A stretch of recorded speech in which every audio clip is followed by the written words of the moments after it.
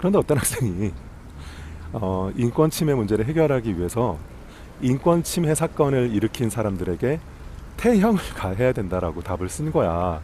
그거 어떡하니? 자, 여기는 서울 지하철 2호선 을지로 입구역 바로 앞에 있는 조그마한 공원이야. 지나가다 보니까 가을 꽃들이 굉장히 예쁘게 피어 있어서 잠깐 앉았어. 뒤에 이 전광판에 광고가 막 나오고 있는데 내가 무슨 간접 광고를 하거나 그런 건 아니야. 나랑 전혀 관계가 없어. 자, 오늘은 고려대 논술 얘기를 좀 해보자. 일전에 내가 올해 고려대 논술은 최저만 충족시킬 수 있다면 적극적으로 지원을 생각해봐라 이렇게 얘기한 영상을 찍은 적이 있지. 이후로 꽤 구체적으로 준비한 학생들이 있는 걸로 내가 알고 있는데 반드시 고려해야 될 사항 내가 세 가지 얘기해 줄 테니까 이 점은 기억을 해뒀으면 좋겠어. 우선 이 고려대 논술 문제 얼개가 어떻게 되어 있는지 간단히 설명을 해줄게. 고대가 두 번의 모의 논술을 출제를 했는데 유형이 똑같았어. 그러니까 올해 실제 나오는 문제도 같은 유형으로 나올 거라고 예상되지. 하나는 어떤 문제 상황을 주고 이 상황에 대한 해결 방안을 5개 제시문 중에 3개를 이용해서 해라, 보여줘라. 이게 문제 하나고, 또 하나는 어떠한 주장을 담은 글을 주고 이 주장을 옹호 또는 비판해봐라. 그러면서 그 역시도 5개 제시문 중에 3개 제시문을 이용해서 해라. 이렇게 문제를 주거든. 그 5개 그 제시문들은 겹치는 거야.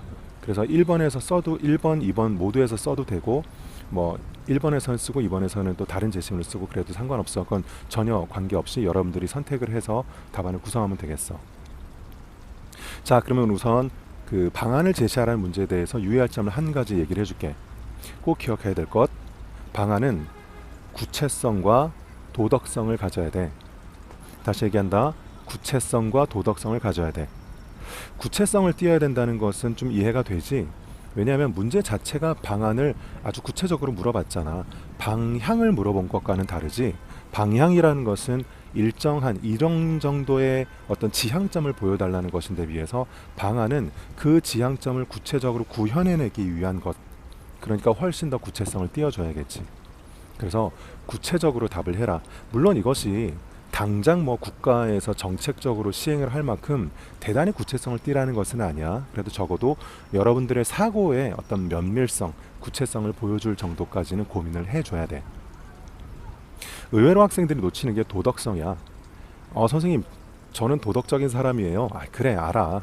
그런데 이게 여러분이 비도덕적이어서가 아니라 이 짧은 시간 동안 급하게 논리를 만들어내다 보면 무리를 하는 경우들이 있어. 예를 들면 이런 거야. 내가 학생들한테 이제 내가 문제를 출제를 했어. 그래서 답안을 풀게 했는데 문제 사항으로 뭘 줬냐면 우리 사회에서 발생하고 있는 여러 가지 인권 침해 문제를 보여줬단 말이야. 그러면서 사용할 수 있는 제시문 중에 하나가 뭐였냐면 싱가포르에서 일어나고 있는 태형, 알지? 그 볼기를 때리는 형이지. 이게 신체에 가해지는 형이기 때문에 외국에서는 이게 인권 침해 소지가 있다고 비난도 많이 한단 말이지. 근데 싱가포르는 이거는 우리식의 어떤 처벌 방식이니까 간섭하지 마라, 이렇게 좀 많이 알려진 사안이잖아. 그런데 어떤 학생이 인권 침해 문제를 해결하기 위해서 인권 침해 사건을 일으킨 사람들에게 태형을 가해야 된다라고 답을 쓴 거야. 그거 어떡하니? 이 인권 침해 요소가 있는 태형을 인권을 침해한 사람한테 가하자고 하면 이건 논리 모순이잖아. 그리고 도덕적이지 않지. 그런데 이제 학생도 알지. 자기가 이거 쓸 때 좀 이상한 걸 아는데 시간이 급해. 그 마음이 급해. 그 눈에 들어오는 제시문의 내용 이해하는 게 그거밖에 없어. 그럼 그런 억지를 쓰게 되는 거잖아. 주의해야 돼. 그러면 그럴수록 그 이 방안의 도덕성이 갖춰지지 않으면 유효한 설득력을 얻을 수가 없다. 그래서 고려대 첫 번째 문제, 방안을 제시하시오라는 문제에 대해서는 항상 구체성과 도덕성, 내가 제시하는 방안이 구체성과 도덕성을 가졌나, 이 두 가지를 스스로 검토를 해주는 과정이 꼭 필요해. 두 번째, 이 평가형 문제가 나온다 그랬잖아. 어떤 주장에 대해서 비판하거나 옹호하시오, 이렇게 문제가 나오는데, 이 문제에 대해서 유의할 점은 뭐냐면 여러분들이 비판이나 옹호의 논리를 만든 다음에 최종적으로 그 논거가 앞서 제시됐던 그 주장과 매치되는지를 꼭 살펴봐야 돼. 무슨 말이냐면 어떤 주장을 보여줬어. 그래서 제시문을 이용해서 이것을 옹호 또는 비판하는 논리를 열심히 막 만들었단 말이지. 그런데 이 너무 열심히 그 논리를 만드는 데만 몰입하는 바람에 나중에 만든 논리가 처음에 그 주장과 매치되지 않는 경우들이 나타나요. 예를 들면 이런 거야. 어, 생태 그 갑자기 생각 안 난다. 그 뭐지? 그 생태 중심주의 있지. 이 생태 중심주의를 이제 어떤 학생이 옹호를 하겠다는 거야. 그래서 어떤 제시문을 가지고 옹호하려고 열심히 만들었는데 나중에 답안에 쓴 거 보니까 얘를 옹호한다고 쓴 논거가 뭐냐면 블라블라블라 하다가 따라서 재생에너지 개발을 더욱 촉진해야 된다. 이런 식으로 답을 썼어.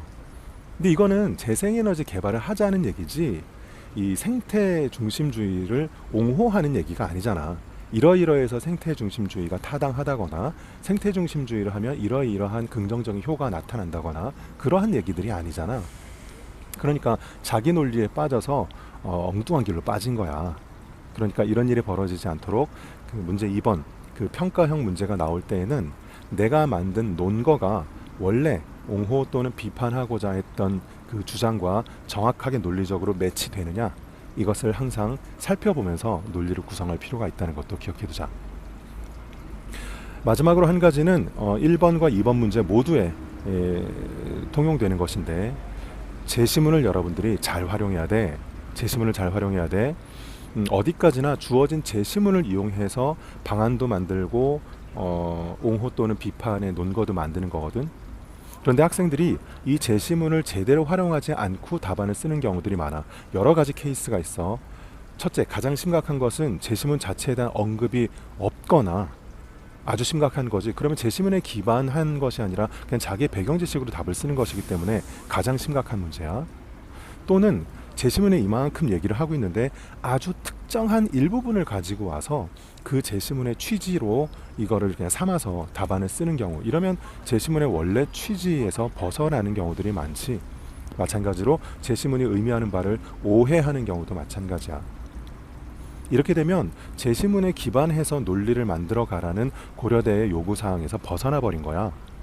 그렇기 때문에 여러분들이 1번 문제든 2번 문제든 답안을 구성할 때에는 제시문을 여러분들이 충실히 활용한다는 점, 해야 된다는 점을 반드시 기억해야 돼.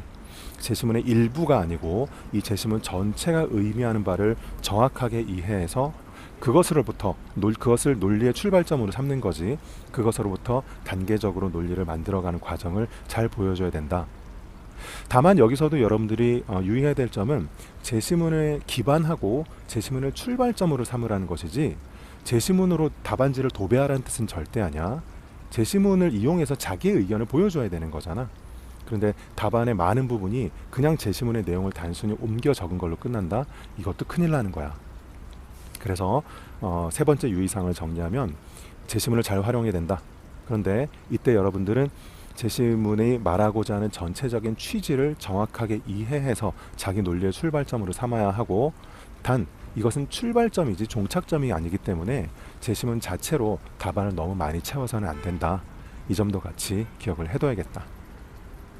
자, 이렇게 고려대 논술에 대해서 세 가지 유의사항 말했어. 처음에는 우리 고려대 논술 문제가 어떤 식으로 올해 출제될 것인지 그 유형에 대해서 살펴봤고, 그래서 그 방안을 제시하라는 문제에 대해서 유의할 점, 도덕성과 구체성을 띄어야 된다는 것, 그리고 평가, 그 어떤 주장을 옹호하거나 비판하라는 문제에 대해서는 그 주장과 옹호 또는 비판 논리가 논리적으로 매칭되는지를 항상 살피면서 답안을 작성하라는 것. 세 번째, 1번을 쓰든 2번을 쓰든 모든 과정에 주어진 제시문을 충실하게 활용해서 답안에 써야 된다는 것. 이 세 가지는 꼭 기억해두자.